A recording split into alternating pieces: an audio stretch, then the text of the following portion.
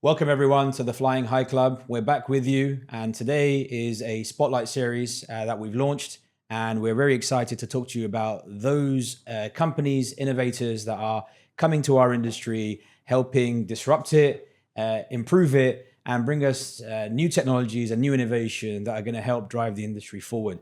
So, with that, I'm really delighted today to invite on our podcast the CEO and co-founder of i6, Alex Mattos. Alex, how are you? Good afternoon. Very well, thank you. Yeah, welcome. Thank you for coming along.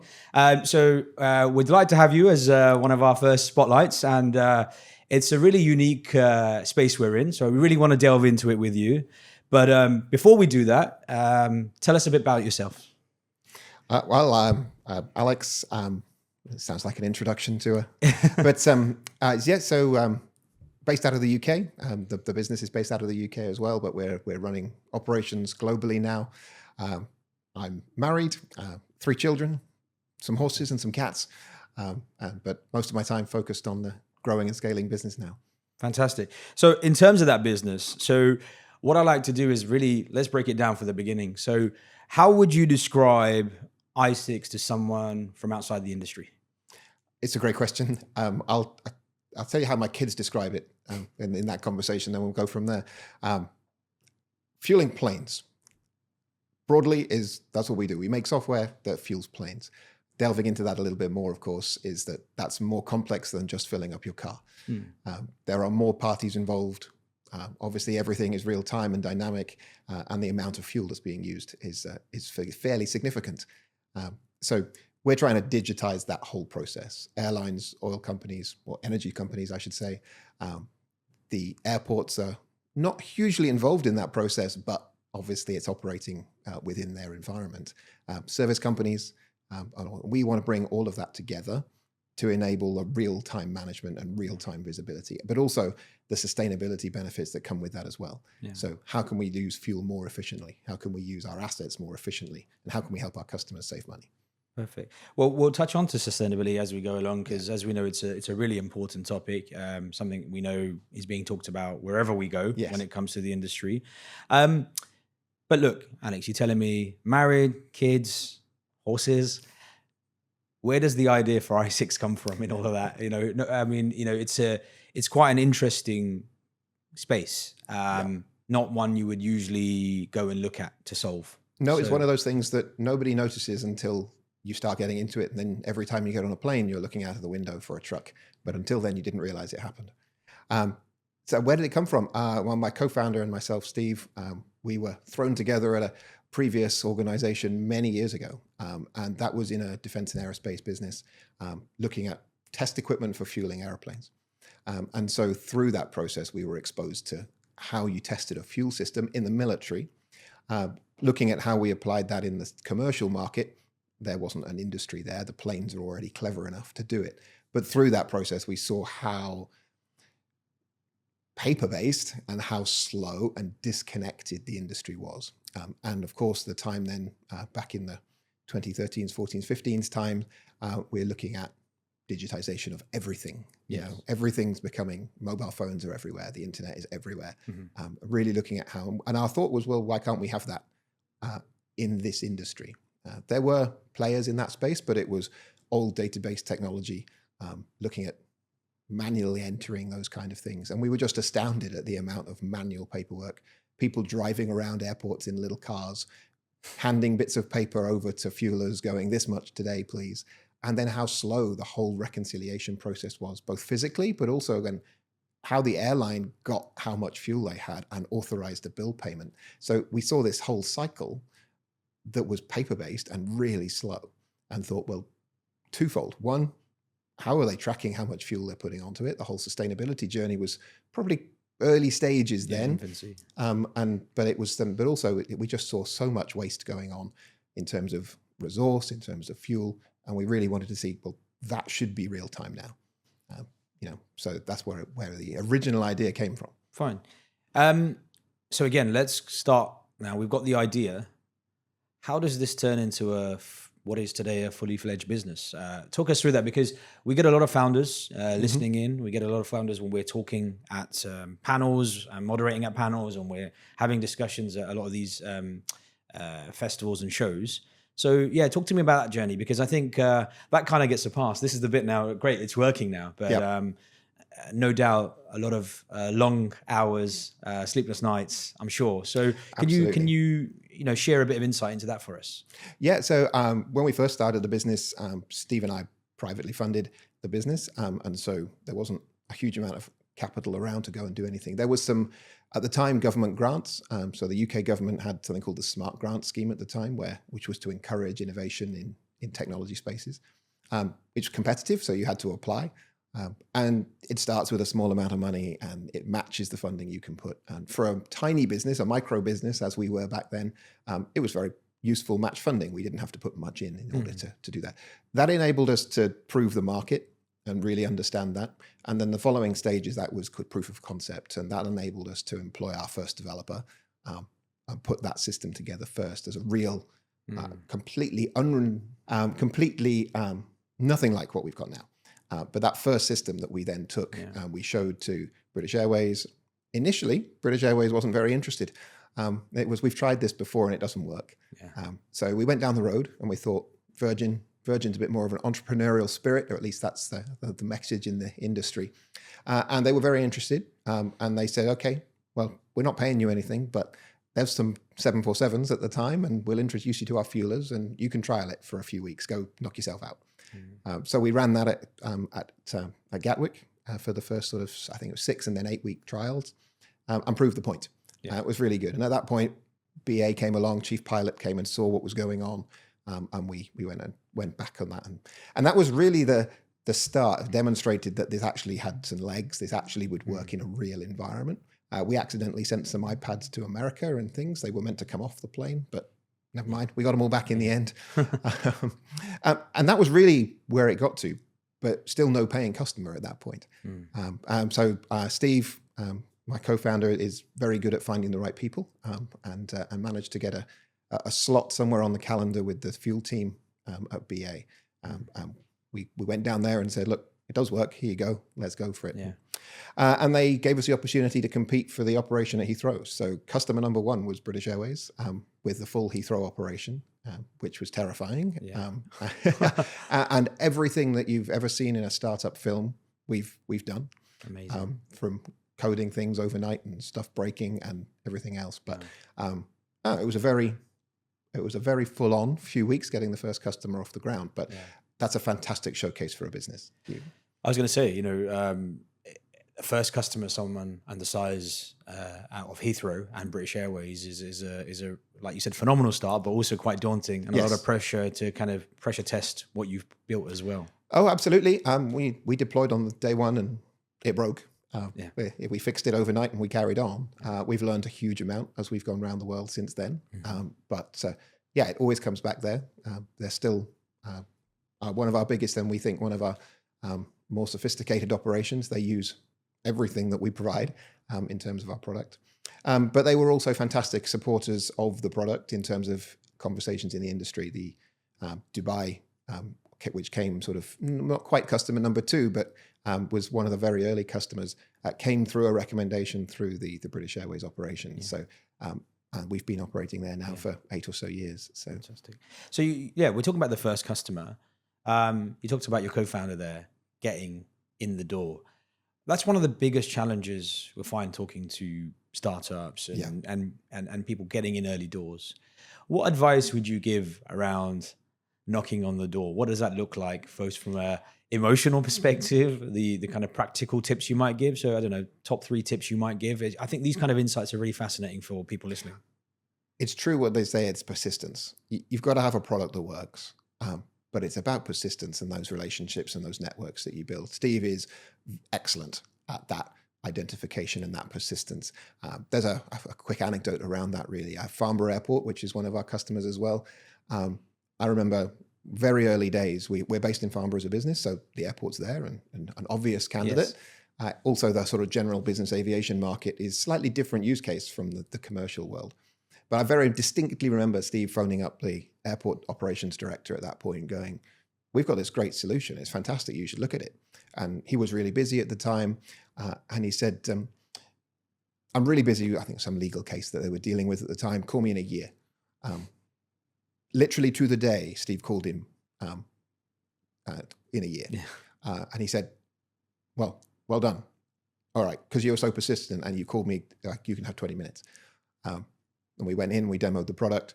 And the rest is history. I mean, once they see the product, you've got to have two things. You've got to have the persistence. Mm-hmm. You've got to have a product that works. Yeah. Selling vaporware, as we call it sort of in the industry, especially in this market, doesn't work. Yeah. Aviation is risk averse. It's a slow market. It's long-term contracts. Once you get there, they need it to work. You know? Our partners have helped develop the platform. They absolutely have, by giving feedback on a regular basis. We're constantly trying to develop the product based on customer feedback. And that comes to another challenge is, as you grow and scale, is how do you maintain that as you've not got 5 customers, but you've got operations in, well, as we have now, in 270 locations. That's a lot of ideas and a lot of different things to be managed and prioritized. And that's part of growing up as an organization. And that's very much what we're looking to do now in terms of the scaling. So. Okay, brilliant. And then I guess you may have answered this already, but I'd like to hear where that specific time was where you now thought, right, we know this is going to scale. It's an interesting question. Every time we won another airport, when we first started, Heathrow was great. You know, London City, much smaller, but again, very sort of prominent airport in the UK. Every airport was wonderfully exciting as a startup. You're kind of going, yeah, customers. Yeah. I think the point for me where it changed is where we started not winning just single airport locations, but winning airport locations across a country or a region, and starting to see those roll in, not just as we want you at this airport, but the relationships that say we'd like you at these 50 airports.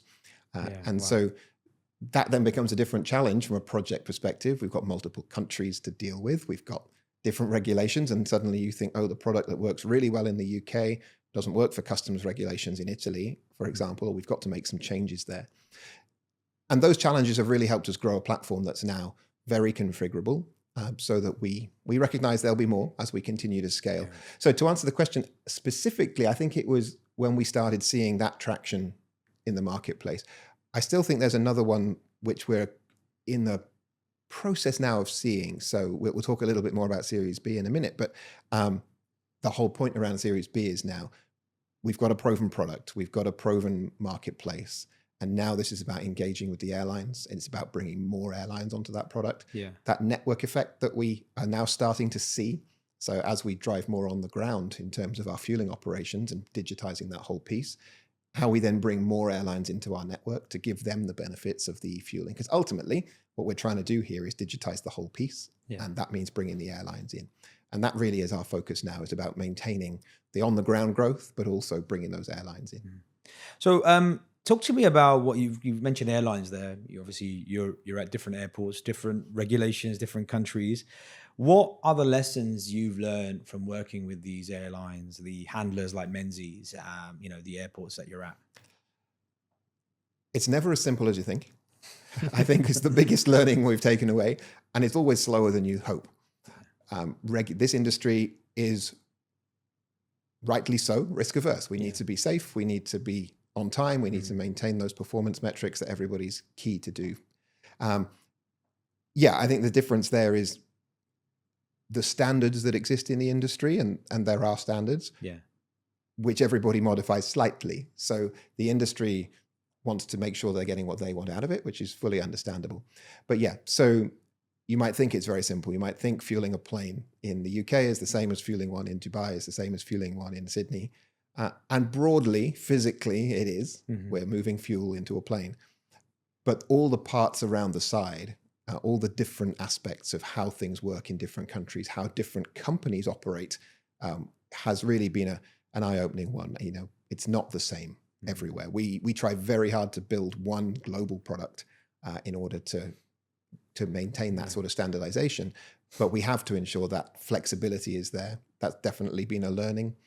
And just the fact that it's each airline is again different on top of that. Exactly. Again, they want the same data. It's this piece of paper they used to have. They'd like that electronically, but everyone wants it a slightly different way. And our job is to be the layer in the middle. We want to be agnostic, so we want to provide that service that allows the guy fueling planes on the ground to do the same job, what he's been trained to do, and for the software to deal with the fact that Delta is different to Virgin is different to BA, and ensuring that we're covering that off. So I love what you said there actually about focus and having that focus on what you're doing. How difficult is it not to get distracted? Because, it's almost like someone's giving you the play set now. You've got access to Heathrow. You're now seeing the behind the scenes. And I can already see, I'm sure yours and Steve's mind are just going like, okay, well, we could do this, we could do that. How important is it for you to stay laser focused? It's a really hard, you should stay laser focused. And especially as a startup, you kind of have to say yes. We weren't sitting on large chunks of capital. We were self-funding this when we started. So you kind of have to say yes, especially when your customers are coming off older systems or they've had a problem with a system that they used to use. Everybody knows, well, we're not doing that. Well, this needs to do that. It needs to do this. You get compared to what they had before. So when we started, we were very much a case of, well, we need to win this contract. It's strategically important. It's going to get us into a new part of the world. We kind of had to say yes. So we did an awful lot of development in order to win contracts. The change as we've grown into different places is we have to try and still maintain some element of that flexibility, but also get back to that focus part. So it's about trying to ensure that you understand what's going to bring that value to the most customers. And I'm certain that we will still develop some new features because we're in a new part of the world, or there's a new challenge of how something's working. But the answer is it's hard. And as you mature as a business, you maybe get a little bit more luxury to focus rather than say yes to everything. And I think that's a change that we're kind of going through now as we've continued to mature the leadership team and the team in the business now is actually that challenge to say, why are we doing this? Is it that important? And that challenge. And I think by building the right team around us, it's really about ensuring that challenge happens and make sure that we're not doing it because it's fun and exciting. So many things to unpack from that, because actually, like as you say, it's actually okay to not know it all at the beginning. Absolutely. As you said, right? You're kind of finding your feet. Like you said, it's okay to be feeling vulnerable. And I really commend that you coming out here and actually being open and honest about that, because I think there is a perception, as you say, because the airline industry is so risk averse, you have to cross the T's, dot the I's and everything. And at the beginning, you're just not going to be able to do that. Obviously, best endeavors, of course you are. You want to get it right. But I really commend that you being really open about that. And again, like you said, about bringing on the teams, bringing on that development, and actually now being in a place where, like you say, reaffirming that commitment to what I6 is, which is fantastic. I think there's also an element where I know Steve and myself are both very grateful to our early customers. They knew we weren't the finished article, but they could see the potential in what we were doing. They were willing to work with us and allow us to build and modify where that went. And those early customers have been very patient and in terms of making sure that we've achieved what they want. But that's also the part in this industry is business to business is a bit different. It takes a while to secure those relationships and to get those contracts in place. The contracts, as I say, are generally quite long. Changing a system like ours is not something that people want to undertake lightly, but they will if we don't look after our customers and ensure that their service that they're getting is there. So once it's not just about securing the customers, it's also about supporting the customers and ensuring that the relationships are maintained. Okay. So now you talked about that importance of working with them and developing that relationship. So Alex, tell me, as a founder, what do people get wrong about selling in aviation? I think it's an understanding of the speed. It's not a quick process. We talk about being a SaaS business and actually something that we're changing. We are a SaaS business. Our product is a SaaS product, a mobility solution, all the lovely words that people like to throw about. What we've started, we're an enterprise SaaS product. The big difference in aviation is you're never selling to somebody with a credit card who wants 10 users. You're selling to a large enterprise, no matter who your customer is in this space. You know, if you're an airline, large enterprise. If you're an airport, large enterprise. A big service provider, again, there's a lot of hoops to jump through. There's a lot of paperwork to do in order to make sure that that process has been understood. I think the other one as well is we're not selling to one person. An airline or an airport or a service provider has multiple teams. You know, for us to convince an airline to join our network and take our services, we have to not only convince the fuel team who are going to get some benefit, but there's a flight ops team. There's a bundle of pilots that are going to have to use this solution. There's a procurement team probably somewhere in the mix. There's an IT and cybersecurity is getting in bigger and bigger focus now in all of our dealings with all of our customers. And so I think, especially in aviation, that understanding that this is going to take a while and it will be quite bureaucratic needs to be factored in. You know, and I think we've learned that over the journey. It's been really frustrating sometimes. And I know we've had many conversations about where's this deal or where's that deal. And it's a case of, well, it's not like gone. The pipeline is never ending. It's just like you're almost at the end. Yeah, exactly. The pipeline, I mean, yeah, we talk about sales pipelines and things, and the opportunities are gigantic. You know, the industry is a fantastic industry to be in, as long as you're not looking to sell everything tomorrow. You know, and people are rare that they want to be first with a new system. Some are more willing to take that risk if they can see the benefit. But yeah, I think that's very much a case of it's a slow industry. The benefits are there if you're willing to be patient and have that long-term vision of where you can get to. Nice. Sound advice. So, okay, we kind of moved to the segment which we call like the cruise altitudes. So now we're getting right into it. So tell me more about I6. What does it actually do in the airport operation? So we've talked about, I think, you know, for those in the industry, they'll understand when you're talking about those slips. You talk about reconciliation, but really talk to me about the heart of what I6 offers. So I suppose the phrase, we want to digitize the fuel management lifecycle for aviation. So there's obviously an airline and an energy company who transact to provide fuel to each other. An airline needs the oil company needs the airline. That's the customer relationship.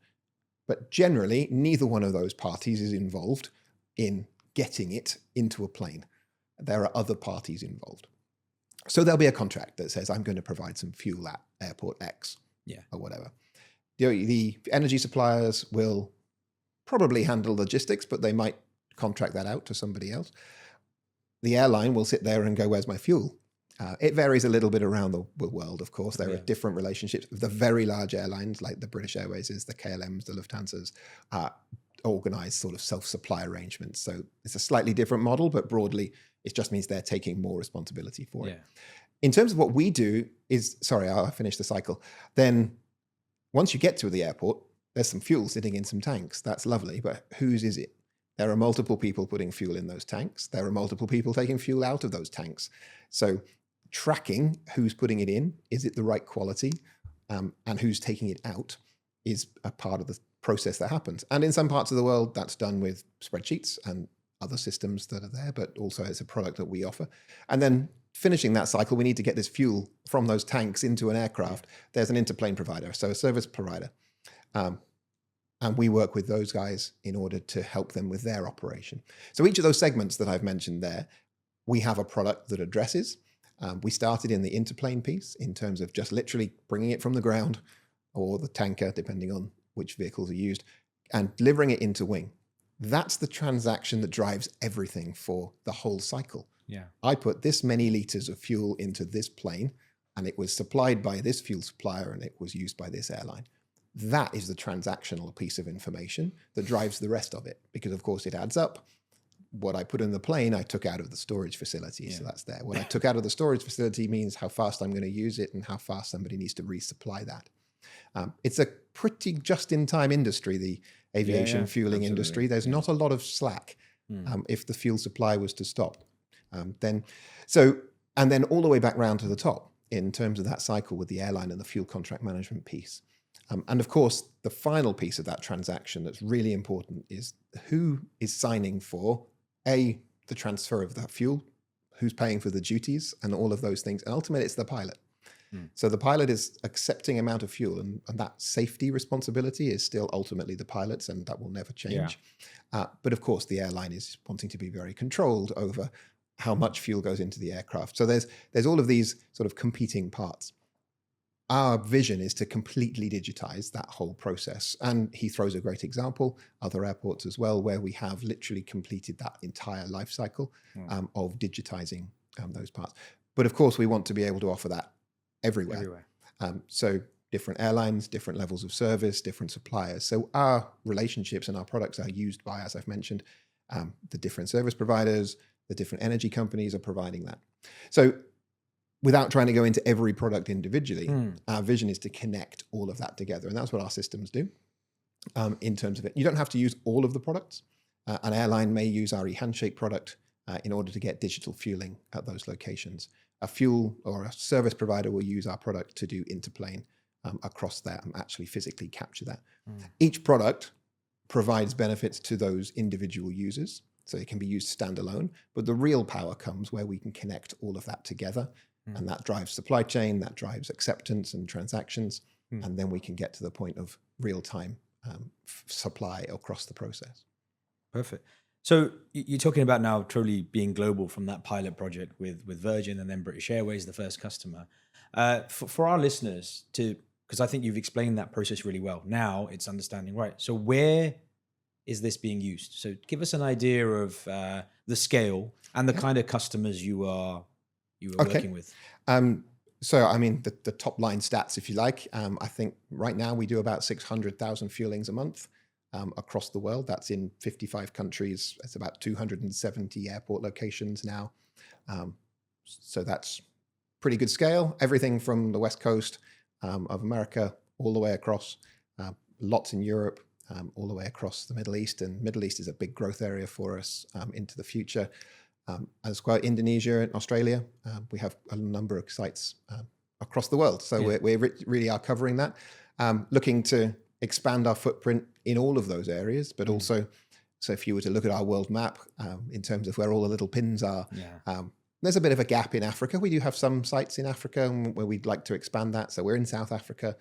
We're in Nigeria at the moment. We're just deploying in Ghana, for example. But there's quite a lot of growth in that market. Some other challenges in terms of working in that regions of the world. Same with South America. We don't have any operations in South America. It's an area that we're evaluating right now. There's plenty of flying going on. And we'll see how that focus. So back to your question about focus, is we want to be global. We want to be able to offer what we offer to the airlines and the oil companies and the service providers across the world. Wherever an airline flies, there's a lovely tagline that seems to have taken hold, which is I6 everywhere. You know, the vision is I6 everywhere. Nice. It's wonderful. You sit with large corporates and they ask you, what's your company vision and what's your strategy and those kind of things. I haven't found anything that embodies it better than well, listen, it's always about keeping it simple, right? Keeping it simple, and that's quite impactful. I6 everywhere. So that's absolutely what we're driving towards. So yes, and as I say, we expect to expand in nearly all of those regions, and that's one of our challenges. It's why, of course, doing the additional funding round recently really is about that expansion and that scale to drive that now. So you'd mentioned sustainability earlier and how this plays a part, and I think for anyone who is listening to this can kind of start to connect the dots. But how does sustainability improve as part of, and what part does it play in the digitalization? Oh, well, the biggest and easiest way of not burning the fuel is to not put it in the plane. So if we can accurately fuel, if we can make sure that we've got the latest requirements from the airline, and to be clear, we're not calculating how much fuel an airline requires for a flight. That's not something we get into. Airlines take that responsibility, but we can connect these things together. If an airline can make later decisions based on, we've got all our cargo, we've got all our passengers, we know what our fuel weights are, we can make more accurate decisions. And then we can enable that getting to the fueler, probably whilst they're still fueling the plane, so that they can adjust the final amount. We can save fuel on that. And that's the best way of contributing to sustainability. The second way is around ensuring better use of resources on the ground. And by the time you've scaled up the number of vehicles, I think there's currently over 2,500 vehicles using our platform right now. If we can help our interplane customers use those assets more effectively, then maybe we need less vehicles over time. And then the third way is around the energy transition and SAF adoption. Of course, SAF is still burning fuel. Yes. We're decarbonizing the fuel supply chain with SAF. But how that's tracked and how that's managed and reconciled within the industry is something that we can help with in terms of our digitization. So if we're delivering SAF to storage, if that's being blended within those facilities before being used through a hydrant system or through dispensers, tracking and managing that is something that comes very naturally to our product because that's what we do. And so we can contribute to that understanding in terms of how SAF is adopted as well. Well, as you're working in this space, I'm going to ask you, as I asked some of our guests as well, is SAF the silver bullet when it comes to sustainability? I think it depends on your definition of sustainability. It definitely is better than burning conventional fossil fuels. Definitely more sustainable in the long term. There are a number of questions to ask ourselves about, when we're converting food fields to fuel fields, is that the right decision for the planet? I think that is still a good debate that's worth having. I do think there's merit in the whole waste to fuel capabilities and what's going on there, as well as a number of the other ways. So I think it's the best option we have now. Do I think it's the silver bullet that's going to solve the industry issues? No, absolutely not. But I don't think there's any better options right now. Hydrogen looks really promising from what I'm reading and seeing, but we're 10, 15 years out from that being a commercial alternative right now. And we need to be doing something right now. And it needs to be done right now as well. Okay, perfect. And then moving back to I6 then, what's the competitive landscape in here? Because from what you've told me today, it sounds like a logical thing to do. Why aren't more people doing it? And the obvious question, why do you do it better? Well, there are competitors in the industry. We don't have a free field, unfortunately.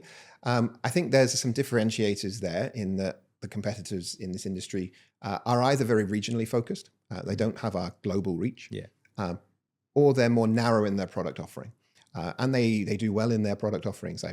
That's there. They definitely are providing competition and ensuring that the industry gets good value for money. So that's there. Why are we better? I think comes to those things. We're global. We truly are global. We can get bigger and we can get better, more I6 everywhere. And I think that is something that we're doing faster than the other competition in the industry. And I think the others as around our approach to and being an operational tool is we're not a finance tool. We feed a finance tool, but we're more than just a handheld. We're more than just a spreadsheet. We're helping each one of our user groups, whether we're an interplane, whether we're a tank farm management organization, whether we're an airline, by connecting all of that together, is we're bringing more. It's that standard phrase: is it's more than the sum of its parts. We can deliver each one of those segments and give value to each one of those customers. By connecting it, we bring more value to the industry as a whole. Nobody else does that connectivity. All of our competitors are in one of those segments, not all five. Yeah, I was going to say, I think the value comes from like the insights you're able to deliver across that value chain. So it makes really, really good sense. Okay, I'm going to move back to the kind of founding story as well. And as you mentioned now, raising Series B. So I'd love to get into that and ask you more about that. You've just done that now. So congratulations on that. Thank you. But so the obvious question, as I said earlier, for founders and things, what goes into raising those funds? What have been the key challenges, managing existing investors and future ones? A lot of hard work, a lot of patience, again, in terms of that. We're very lucky. We have a great cap table right now. So our existing Series A investors, in terms of IAG, was an original investor in the business, Shell, World Fuel Services, and JetBlue. So that was a fantastic set of strategic Series A investors to really help us scale into the market. COVID didn't help, but those investors were incredibly supportive through that process in terms of where we've got to, and really sort of brought that on. With Series B, we've brought in a new partner. It's a growth equity firm, so Yttrium from Germany. And they're very focused on that sort of next stage growth in terms of how do we grow a software company. And I think what I'm really pleased with the cap table is that we've got that big mix of both worlds. We've got people in the industry who can challenge and can also give you that feedback, especially with those companies who have that large global understanding. It's not like we're focused in just the UK. Yeah. But also then now focusing on how do we grow and scale a software company effectively, not lose anything that we've got previously, but as we grow, maintaining that and driving it forward. So very pleased with the sort of cap table of the investors. Finding the right investors, I think, is one of the biggest challenges. I think we did a huge number of management presentations through that, really understanding what you're looking for. And I think it depends at your series. So if you're Series A type role and you're looking to sort of build product out, that strategic fit worked really, really well for us. It wasn't just about money that we needed. Capital was needed in order to grow and invest in the business, but that knowledge and that spread was really, really helpful. Now we're at a different stage. Now it's about, we've got a product, it's a proven product. It's now about scaling a business in terms of growing the business, moving that forward. And so it was a different requirement at Series B. Very pleased that our current investors have stayed on and are continuing the journey with us. But yeah, a lot of effort, a lot of patience again, in terms of driving that forward. It's always longer than you think, in terms of getting that through. But it's also a sense of validation, right? That there's clearly something there Absolutely. that people want to invest in or stay invested in the case that you mentioned there. Because again, if you think selfishly, the IAGs and what have you, be like, great, we got this off the ground. We got what we wanted. Absolutely. This is working with our Absolutely. We're not an equity firm. So, we're absolutely happy to exit, Yeah. But it sounds like, they're buying into the journey, and it sounds like it's a journey worth being on. Yeah, absolutely. I think as well, that due diligence piece, don't underestimate the due diligence piece. It gets more involved and more in depth the later in the raising sort of process you are. But it absolutely does validate. We've had, I don't know how many tens of people crawling over the business and really looking at under every rock to see what's going on. And so you're absolutely right. By that coming down, it really does validate the fact that there is something here. Somebody completely unconnected with the business, doesn't have the founder bias. We know the value. It was our idea, and we're wonderfully excited about moving that forward. But having those external parties really say, "Well, yeah, there is, and I'm going to put my money where my mouth is because I believe in this business and the journey," is very validating. Yeah, coming from that first trial at Gatwick to now sitting at Series B, so that's quite a journey in itself. But as we're on that journey, what does that? I normally call it a roadmap. I like to call it a flight path. Path. What does that flight path look like now? And on that, what really excites you now? So once we're at Series B now, what's next, 5, 6, and what excites you most about that? It's the network effect that we can start building now. We can start seeing that. There's a critical mass, other people have called it. I call it network effect because it's not just about having enough. It's about having the right places on the ground. For every new airport that we open, that enables us to provide those services to every airline that flies to that airport. And of course, as each airline comes on board, they would like those services at more locations that maybe we're not at. So they start becoming advocates for our services and our products. And that's really positive, that they value the services that they're getting to an extent that they will go and advocate for that moving through the rest of their network. That network effect then compounds, and it's really fantastic. That's the really exciting part for me now. Personally, I'm really excited about scaling and growing the business, moving to a more mature business with the experienced leadership team. We're excellent. In the last few weeks, we've brought on some new, really experienced leaders from the industry who are going to help Steve and I grow that into the next chapter. So, people's a big part of what we talk about on this podcast. So it brings me really nicely onto what were you looking for in those people? Because they might not have that same drive as you. Well, they definitely won't, because they haven't experienced that journey, they won't. Right? And that's okay. But what is it? So I don't know if you want to pick one of the roles that you just hired for. What is it you were looking for, apart from the credentials that you tick off? I think it's experience to come and challenge and actually say, I've got this, or question why we've done something. You're absolutely right. If as a founder, you're very emotionally invested with the business, and nobody ever will have that same investment with the business. But I think the people that have joined in the last, just under a year, we've added our CTO to the team. And frankly, in hindsight, that's something that we should have done a long time ago. I think you're quite it's easy as a founder to go, I get it, I understand this. I'm quite technical. Steve's very sales and BD focused. It's very easy to say, we got this, we know it, we grow it. Don't worry, we don't need to bring people in. Yeah. So I was saying back to your other, it's very, and of course, especially while you're growing a business and maybe you're a bit more cash constrained, it's very easy to go, no, we don't need to bring that hire in now. Yeah. And I was absolutely guilty of doing that. Yeah. And so, bringing Andy in the CTO role, and then his challenge to say, well, you need to grow your product function. You can't keep doing all of this, Alex. You won't do that. Others that we've brought in very recently. So we brought our CRO in the last, I think he's been with us 6 weeks now. It is really just bringing that extra experience. Dino's been in the industry for 25 years, working with airlines and really understanding. So they don't need to know the product inside out and back to front, but actually then taking that on and saying, right, I'm going to build now, based on my experience, a fully fledged organization that can take this and really fly. Yeah. And then, of course, the bit we mustn't overlook is the focus on people. So bringing in Liz, who's literally been with us a week, maybe 2 today, is about ensuring that we're building the right culture. Yeah. But also, as we now scale, we're not going to be just hiring in the UK. We're going to be hiring in the UAE, where we've just opened a business. We're going to be hiring probably in the US and other regions of the world to ensure that we become a global business with the right support, maintain those relationships, and ensuring that we maintain the culture that we've built so far is really important. Yeah. And so it's one of those areas people go, it's just HR. Well, no, it's not. Yeah. It's about hiring the right people. It's about building the right team and allowing yourself as a founder to say, I'm really, really proud of where we've got to right now, but I need to build the right team to take that next step. And that is a little bit of a personal journey that you go on that sort of says, well, hold on, well, where's my value coming from now if I'm bringing in all these people? The value is you've got the business to here. Yeah. You know, the value is the history and the relationships that you keep. And then moving forward now, it's about setting up and enabling a business to run by itself,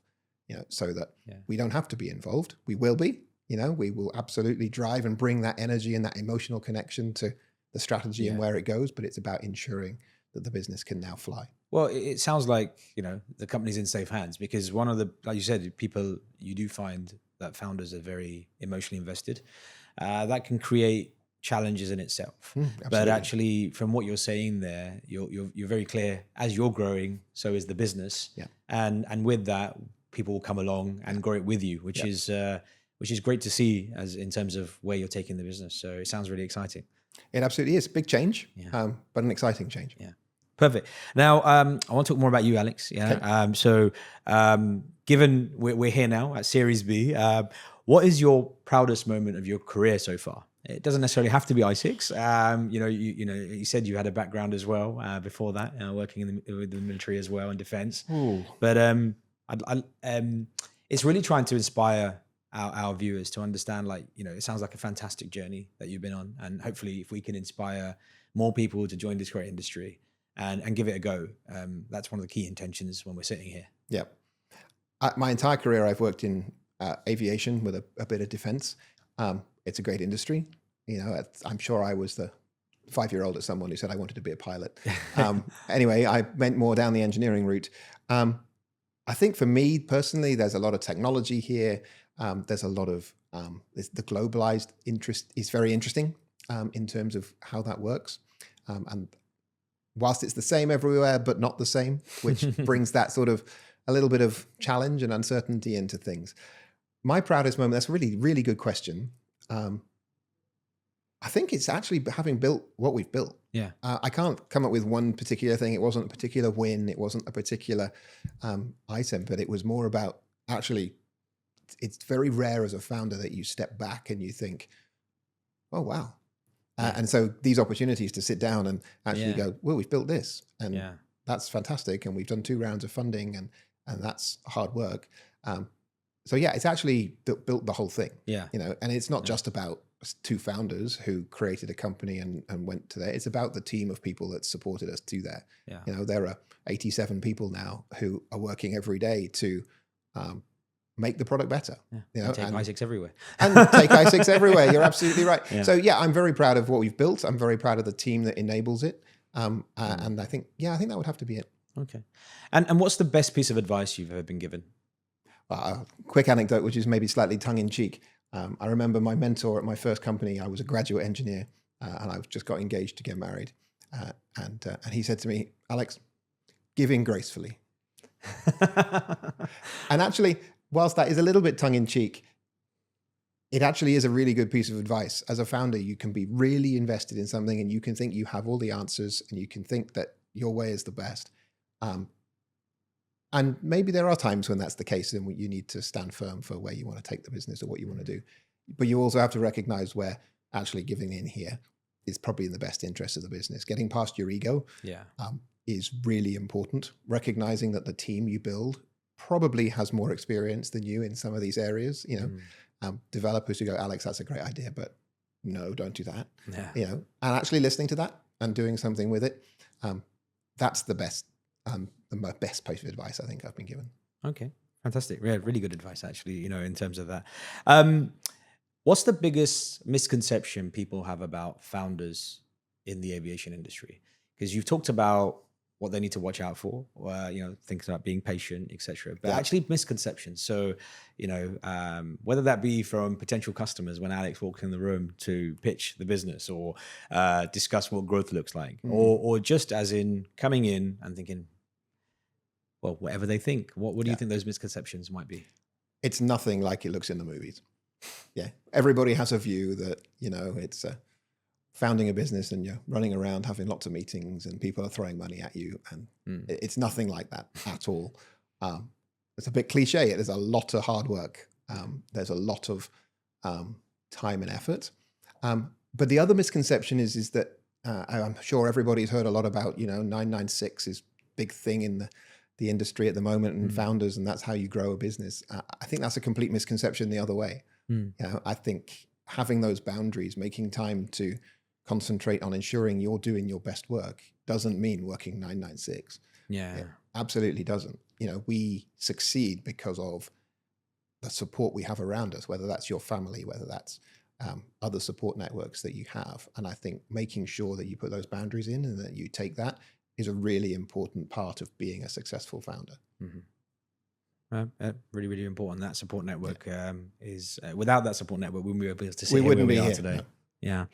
Okay. Now looking back to your not so long ago, but your 25-year-old self, what would your advice be to the 25-year-old Alex if he was here in front of you? That's a really good question. Goodness, my 25-year-old self, I'd been married not very long. I was working to build a career in engineering. I've been really fortunate in my entire career that I've not had a huge number of setbacks in terms of that. So I've had a great support from both family and career and managers in my career. And I think it would just be, take the opportunities when they come. Opportunities don't necessarily just come along. They don't float around and you just pluck it off the shelf. You've got to work to make that happen. But that means making some positive decisions. And sometimes you might make decisions without all the information. That's the risk. That's the bit that goes when it comes to start taking the business. I remember when we started i6, wasn't quite 25, but it was very much a decision my wife and I made together, which is a case of we're going to leave this stable organization, corporate structure, salary, and we're going to start this thing. This is a good idea, isn't it? And that support was really important. But that meant we took a step out and we moved forward. So I don't think I don't have any regrets other than not learning to play the piano when I was 7. There's always time. Yeah, well, absolutely. Yeah, absolutely. So I don't think there's anything I would do significantly differently on there. Probably just say, Alex, you're going to do fine. Keep going. Yeah, well, exactly. Yes. Because you clearly are. So that's really good. And that's not just from an organization perspective, but it comes across really clearly from your values as well. So that's really, really important. Okay. So we are fast running out of time. So I'm conscious of that. And with that speed, we have a segment here on the Flying High Club, which we call the quick fire round. So just a few one-word answers. We're going to give you a few options and just ask for you to not think too long about them. Some of them might need a few more than one word, so that's okay. But the idea is it's short, sharp, and get to know you a bit better. And and a little play on those words. So in true aviation fashion, we're going to start with aisle or window? Aisle. Okay. Chicken or beef? Beef. Favorite airport? Oh, that's a good one. Not just because we're here, but I like Dubai Airport. No one argues. That's fine. First job in aviation? Graduate engineer, way back in 2003, with working out in electronics in aerospace business. Okay. Biggest influence on your career? Oh.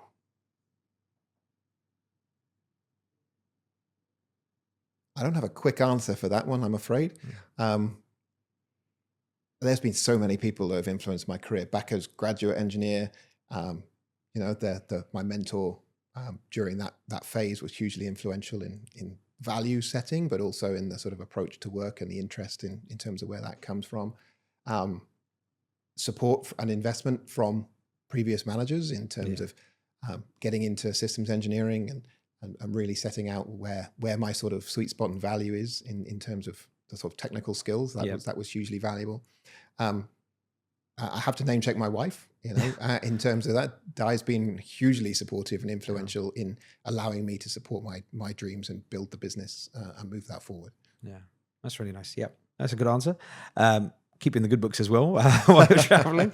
Your earliest aviation memory? I'm not sure whether I actually remember this or whether it's photos from my parents. My father traveled quite a lot, and we moved around the country when I was younger. I remember very vaguely, we lived in Tokyo for a long time. Well, not a long time, a long time ago. So when I was about 3, and there's some interesting memories in terms of that. There's also a photo somewhere of me standing next to a stuffed polar bear in Anchorage Airport with some trip as well. Okay. All right. Are you a lounge lizard or a last minute dasher? Oh, definitely a lounge lizard. Yeah, good. Well, they're there to enjoy, so you may as well, right? A travel amenity that you can't travel without? My Kindle. Okay. Interesting. Which is interesting because I forgot it this trip. Okay. And tell us a fun fact that our listeners here or viewers wouldn't know about you. I don't play golf, but I ride horses. Yeah, good. Yeah, golf's a cliche. Exactly. I need to pick that one up. Maybe horse riding as well, actually. Okay, perfect. So thank you. Look, it's been fantastic having you on. Really nice conversation to hear about what you're doing. It sounds really exciting. I didn't think anyone could make fuel sound interesting. Well, thank you. But that's really as a compliment, and also that actually, in all seriousness, especially from a sustainability angle, we're talking more and more about it, not just in aviation, but in terms of geopolitical and globally. So actually someone playing a part in that and their organization in trying to make a difference there shows a clear purpose, and hopefully that digitalization, which is absolutely, we're going through it now in the industry. Absolutely. Yes. Not as quick as we'd like, which is also a good thing, but also it's good that we have the energy to want to push that as well, which is great. I'll go with the segment, which is our landing segment, which gives you the opportunity to talk to our viewers. And if there was one thing they take away from this chat, what would that be? Well, I hope it's been interesting in terms of a new segment. As I mentioned, most people go on holiday and don't think. So I hope next time that somebody gets on a plane, they're looking out of the window and looking at the rest of the cycle that helped them get there. Yeah. That tends to be most of our staff say exactly that. They join the business, maybe they've not been in this industry, and suddenly it's a case of, I'm checking who's fueling the plane now, and I want to see if the pilot's doing e-handshake for us on that. So hopefully open the people's eyes a little bit. It doesn't happen. Planes don't fly without fuel. Yeah. And I think that's the largest part really in terms of that. And hopefully it's been interesting for people. Yeah. Perfect. Well, with that, we're going to wrap up. So again, Alex, it's been a pleasure. Thank you.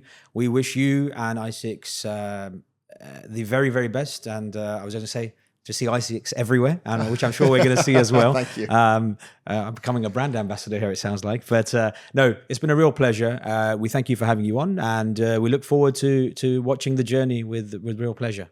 Great. Thank you very much. And with that comes the end of the episode, the Spotlight series here we've launched at the Flying High Club. We want to bring you people that are making a difference in this industry.